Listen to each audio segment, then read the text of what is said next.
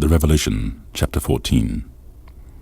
And I looked, and lo, a Lamb stood on the Mount Sion, and with him 144,000, having his Father's name written on their foreheads.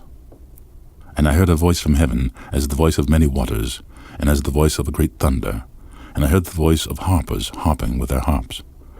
And they sung as it were a new song before the throne, and before the four beasts and the elders, and no man could learn that song but the 144,000 which were redeemed from the earth.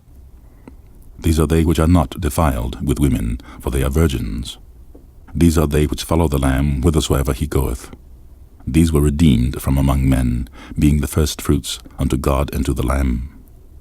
And in their mouth was found no guile, for they were without fault before the throne of God.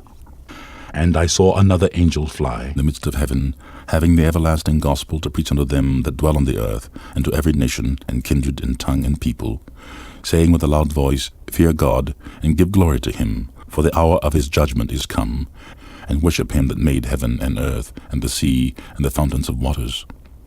And there followed another angel, saying, Babylon is fallen that great city, because she made all nations drink of the wine of the wrath of her fornication.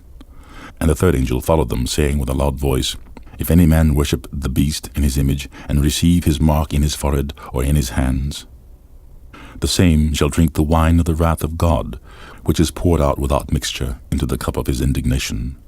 And he shall be tormented with fire and brimstone in the presence of the holy angels, and in the presence of the Lamb. And the smoke of their torment ascendeth up for ever and ever. And they have no rest day nor night, who worship the beast and his image, and whosoever receiveth the mark of his name. Here is the patience of the saints. Here are they that keep the commandments of God and the faith of Jesus. And I heard a voice from heaven saying unto me, Write, Blessed are the dead which die in the Lord from henceforth. Yea, saith the Spirit, they that may rest from their labors, and their works to follow them.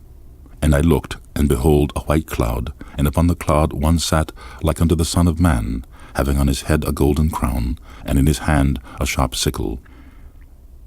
And another angel came out of the temple, crying with a loud voice to him that sat on the cloud, Thrust in thy sickle and reap, for the time is come for thee to reap, for the harvest of the earth is ripe.